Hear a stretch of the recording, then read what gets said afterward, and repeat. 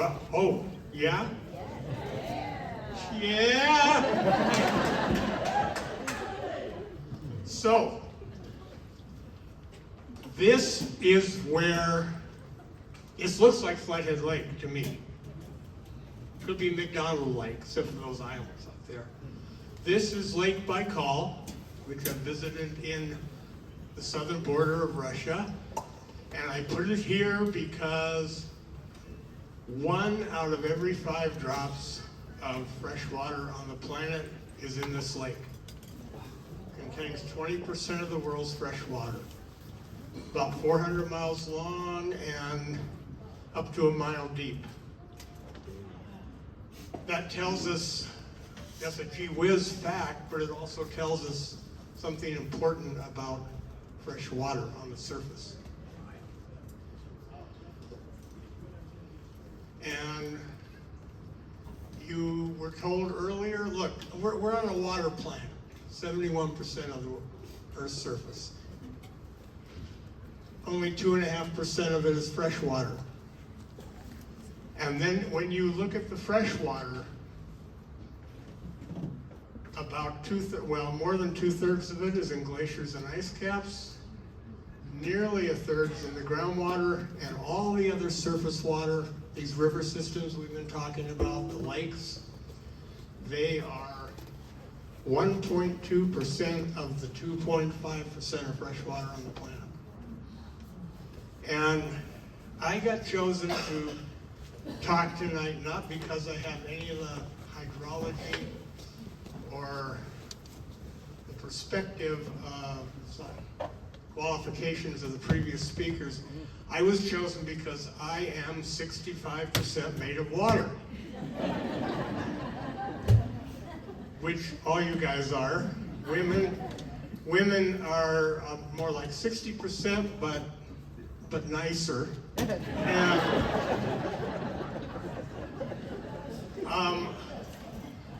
I am more water than I am anything else. We all are, and that's worth keeping in mind when we talk about what we're putting into our systems, into our environment, into our bodies.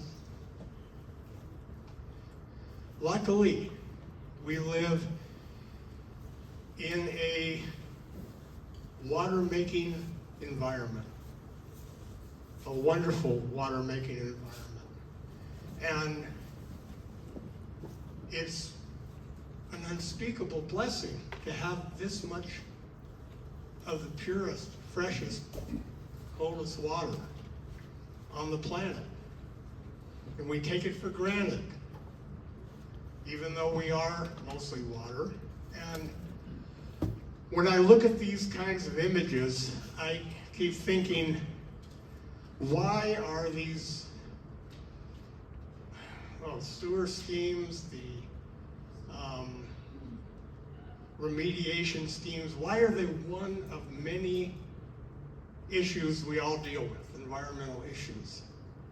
Because this is at a deeper and more encompassing level than anything else about our lives, is the water.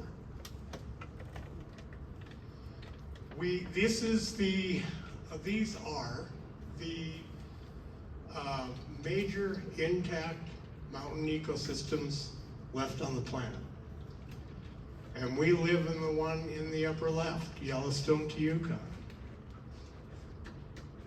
And we are the headwaters for the Yukon, for the Peace River, for the Columbia, for the North Saskatchewan going to Hudson's Bay, the Snake River watershed.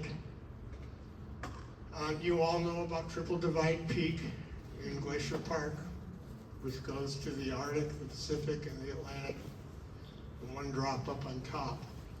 But we are in a magical part of one of the great water-making parts of the planet. And what I wanted to talk about, since I don't understand hydrology, and I'm not as well versed in some of the background here, although I did go fight hard for protection of the Flathead Wild and River Scenic System back in the 70s, because I was living on the North Fork of the Flathead, among other things. But part of being in this, the black outline is, again, the Yellowstone to Yukon. This is the distribution of our mountain megafauna. The big carnivores, the big herbivores. Where is the greatest density on the continent? It used to be much more widespread. The hot collars are the number of different species of big mammals. We are still in the hot spot. It's shrunk tremendously across the continent, but we are lucky to not only have all this water, but to have the animals that thrive in it and are dependent on it. And when I think of mountain megafauna,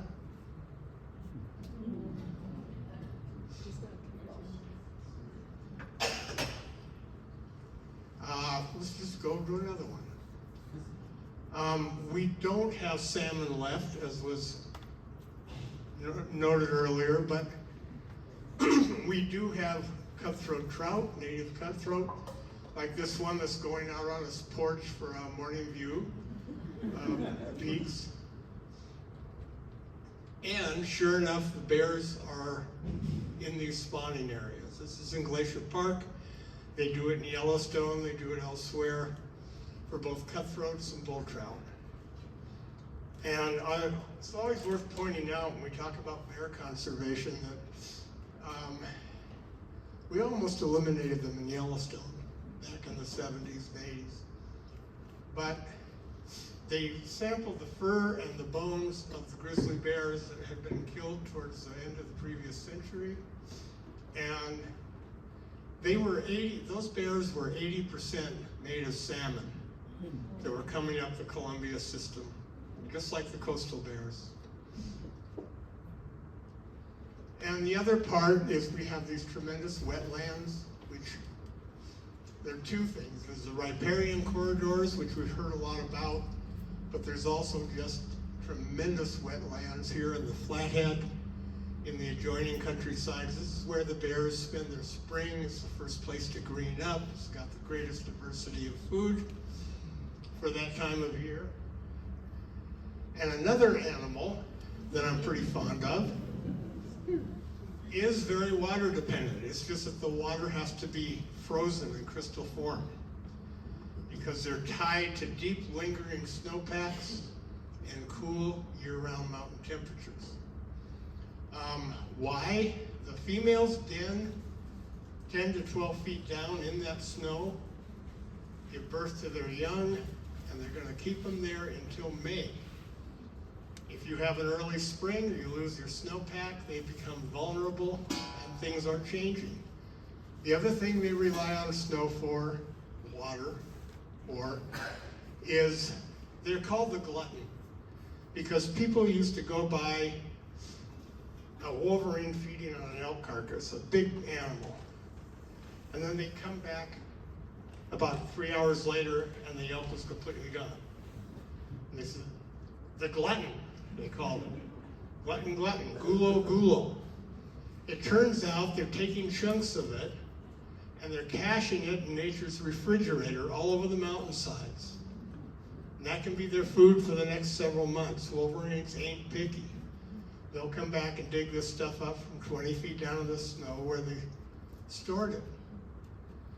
And their main prey, too, their main prey is, as you know, rugged men.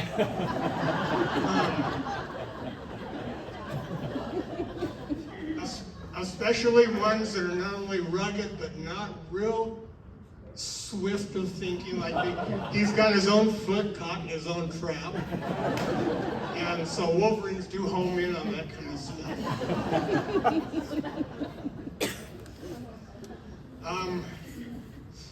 If you look at the size of his feet in relation to the animal, they're huge.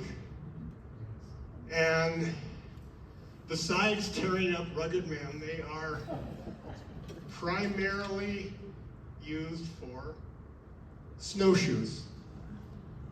And like grizzly bears and humans, and not many other animals, they, instead of just walking on their toes like cats and dogs, domestic one. They're walking on their whole foot. It's called plantigrade locomotion, spreads the weight out over the snow, and that huge foot of a 30-pound animal lets it float across our mountainsides and our uplands and down into the forests on a deep snowpack where other animals are post-holing through.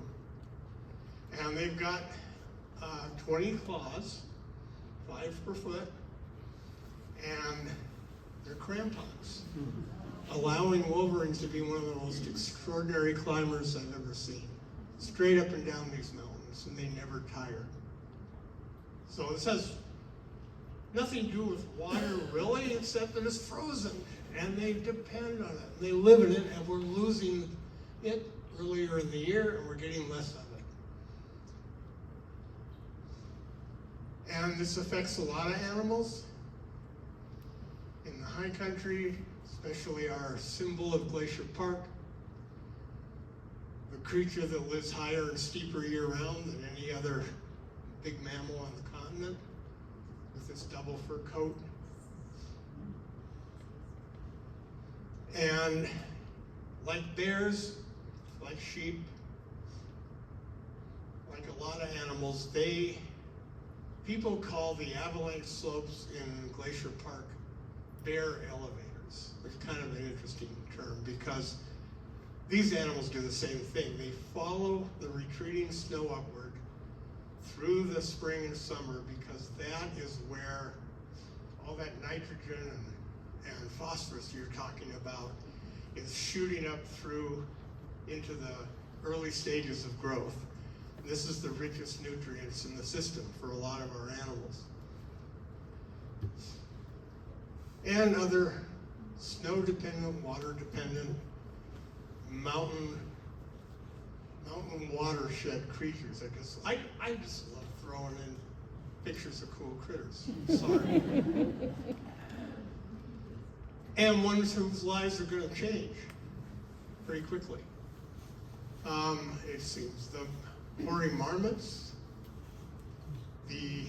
more snowshoe animals, right?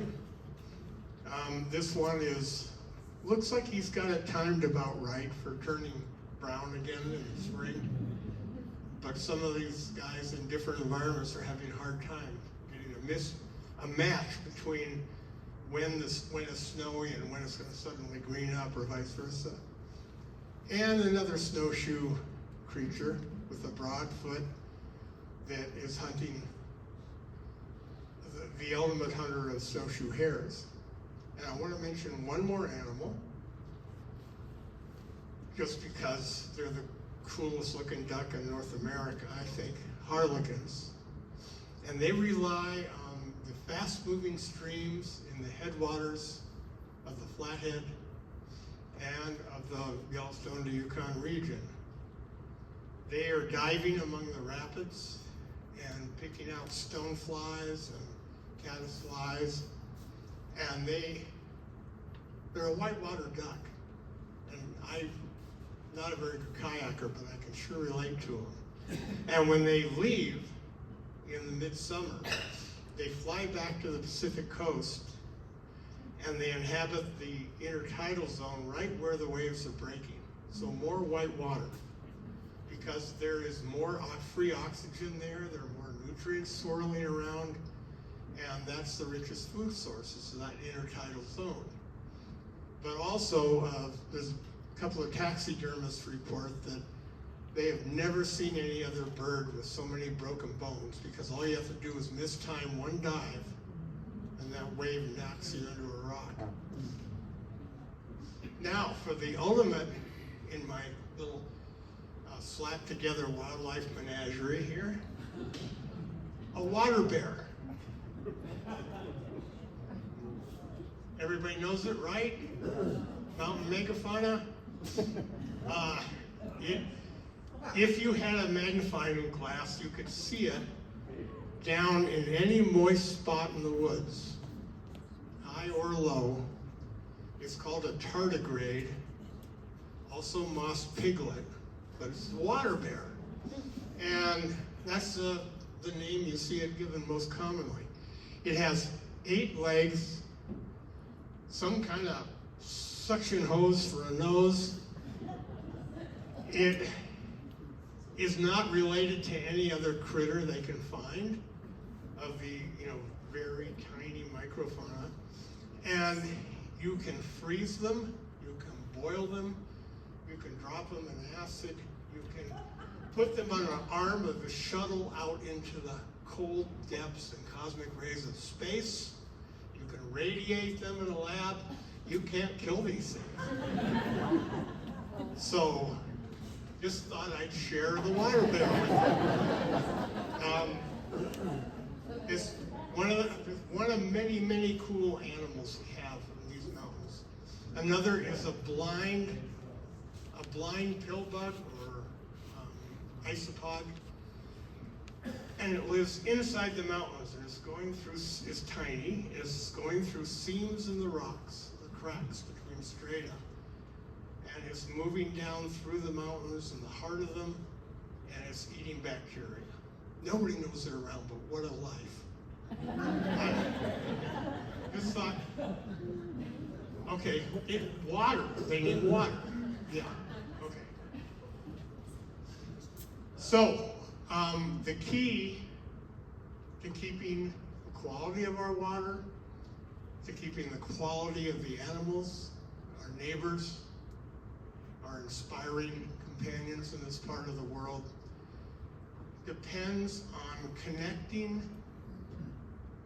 the wonderful system of parks we have, but which were made in isolation. That does not last for animals. I think more people understand these animals need to intermingle, they need to exchange genes, they need connectivity, they need corridors. And these are being built. This is the 1970s on the left, this is in the current millennium. And we're doing a lot of things right. We are buffering the preserves and parks we've already got. Let me say, until fairly recently, we're managing the public lands that we're blessed with in both the US and Canada in this transboundary ecosystem. And the animals are able to move more freely, and this is their best guarantee of coming along with us into the future. So, one more.